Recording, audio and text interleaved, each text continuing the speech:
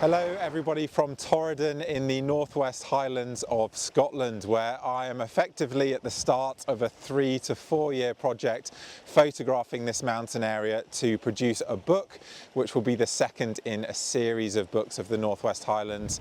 The first being The Great Wilderness, which I published recently and is now available through my website, and I will be producing a video on that book.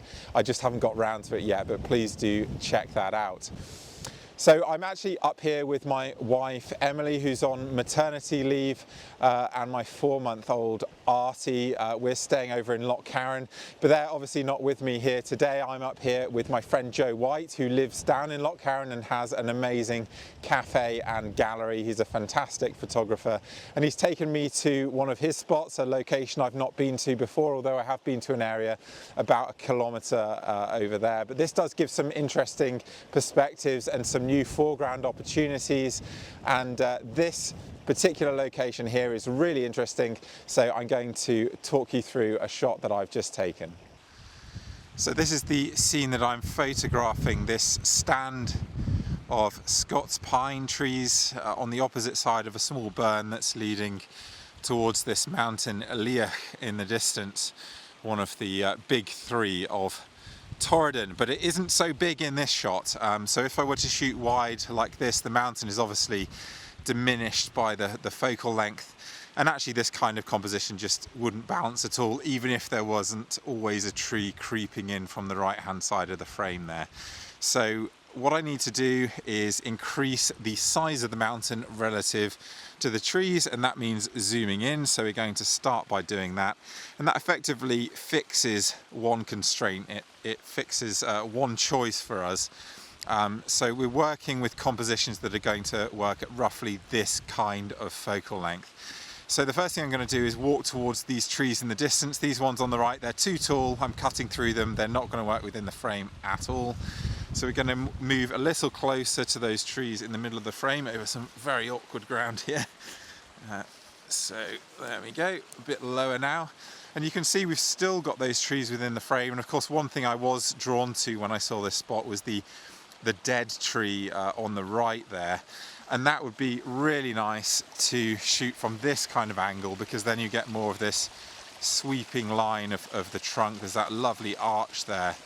But I don't think that that's going to work, because the trunk on the right impedes the view quite considerably. So we have to find a position where we are leaving that tree out of the frame, and that might be somewhere over here. And now the scale of the mountain and the trees actually fits together very nicely. And you can see in the very middle of the frame, as I frame it there, there's a tiny tree, or a large tree in the distance. That's a nice little detail as well. And if we pan down, there's also this rather nice sweep in that stream. So this all fits together pretty nicely, I think. But the reality is, of course, we need to shoot it as a portrait. So if I zoom out there, you start to see how I'm going to frame this scene. Now, when I do actually frame it, I'm going to try to shoot as wide as I can, whilst leaving that tree on the right hand side completely out of the frame. I'm going to go for a 4x5 crop, because when I shoot portrait, that's generally what I prefer. And then, of course, I just need to wait for the light to produce something a little bit more dynamic, although I have to say, even in this kind of flat light, it does look quite nice. I was really happy with this composition, so I actually spent some time in this spot photographing the scene as the light changed, and you can see a number of different moods represented here. And when I am putting together a book, it can be really helpful to have these different colour palettes available, so that when it comes to pairing images with an image on the opposite page, I have some flexibility there. But it is this final image that I think is the best of the 4 that I've shown you here. Because it has that warmth and that stereotypical Scottish colour palette. It's got a painterly feel, which is a word that you might hear some photographers using. It sounds a bit fanciful, but you do have a few of these photographs that do somehow come across almost like a painting, and this maybe evokes some of the traditional ways that the British landscape was painted to me, which is why I'm saying that. But either way, it's an image that I really like. Being a bit critical, or even talking about what might be ideal, that branch, it would be nice if it had a bit more dimension to it, if maybe the light fell on it in a more interesting way. And of course, as I showed in that clip, if the shape of the branch was a bit more diagonal and flowing through the frame, then I think it would bring it into the shot as a bit more of a subject. But that said, I do think this all fits together pretty nicely, and that fallen tree there remains a really nice detail in the scene. So it's certainly an image that I was very pleased to have captured.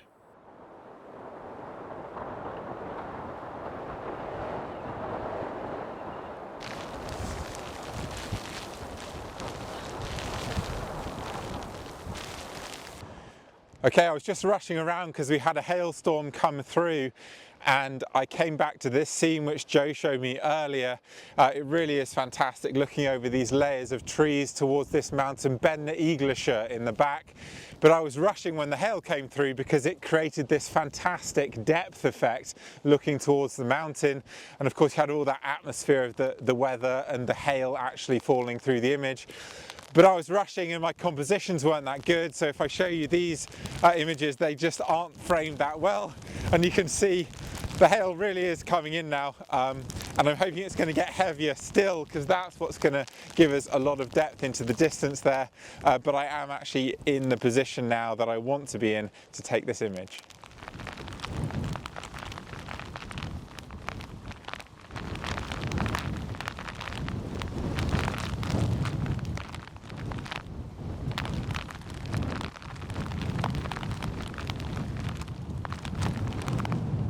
So this was the best of the burst of images that I took as the second band of hail passed through, and compositionally I'm really pleased with this. I think it's as good a compromise as you can find in that location, at least according to my aesthetic. But it isn't actually this image that I will end up choosing, because the hail in that first band was just a little bit more dramatic. But I want you to pay attention to the bottom right and top right of this image in particular, because the tree trunks are better positioned within the frame, and the hillside towards the top right is less prominent as you see it here. So my camera positioning just wasn't as good for that first band of hail because I was rushing. But if I show you this image, you can just see it has absolutely bags full of atmosphere and these amazing veils of hail. That kind of condition, you just don't have the opportunity to photograph it that often, and purely for atmospheric reasons, I'm sure this is an image that I'll want to include when I'm telling the story of this area, because of course the Scottish weather is such a major feature of the landscape. So that's the end of what is a very short video here, but please do stay tuned for the next one, because it's going to be a bit of an epic on a mountain called Ben Van in the snow. So I'm pretty excited to get editing that one, and hopefully I'll post that next week.